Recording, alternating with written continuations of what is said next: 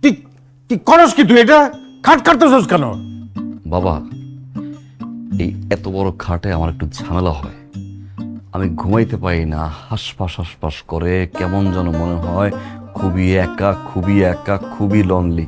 এই বরাবর দিয়ে যদি কাটি মাঝখানে, তুমি ধরো তো, এখানে ধরো, মাপটা ধরো, আমি এখান থেকে কাটতে কাটতে আসি। তোর কি মাথা কোনো সমস্যা হয়েছে? মানে তুই খাট কাটবি? আরে বাবা, বললাম তো আমি বড় খাটে ঘুমাইতে পারি না, ঝামেলা হয়। তুই বিয়ে করবি না? মা, বিয়ে শাদী এই আফসানকে দিয়ে মা হবে না। বিয়া শাদী করতে পারবি না মানে তোর কি কোনো সমস্যা? আমি কি বলছি আমার সমস্যা? বাপ হয়ে ছেলেকে জিজ্ঞাসা করে সমস্যা? হ্যাঁ, জিজ্ঞেস করে। তোর জন্য এত মেয়ে দেখলাম, কোথাও কোনো রাজি হইতেছিস না, তো আমি তোকে বলবো না? বাবা, বিয়ে করতে আমার কোনো সমস্যা নাই, কিন্তু সমস্যাটা আর এক জায়গায়। কোথায়? বিয়ে করতে গেলে একটার পর একটা মেয়ে দেখো, মেয়ে দেখার পরে আংটি পরাও, আংটি পরানোর পরে 3-4 মাস সময় নাও কাবিনের জন্য, কাবিনের পরে বরযাত্রী, বউ বা 3 থেকে 4।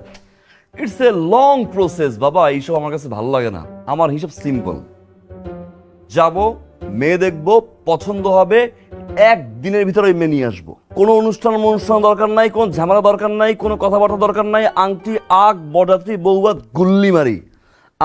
রাজি? ডান, রাজি আমরা। যেখান থেকে পারস, কানা ল্যাংড়া খোড়া, তুই একটা বউ আইনা দে আমারে। তুই না পারস আমারে বল, আমি একটা বউ নিয়ে আসি ঘরে। অ্যাটলিস্ট তুই দেখায় দে। আমি আর তোর বাপ গিয়া একদিনও না 1 ঘন্টার মধ্যে ফ্যামিলিকে কনভিন্স করে বউ নিয়ে চলে আসব। হ্যাঁ, বিয়াটা কর প্লিজ, এটা বিয়ে কর। তাহলে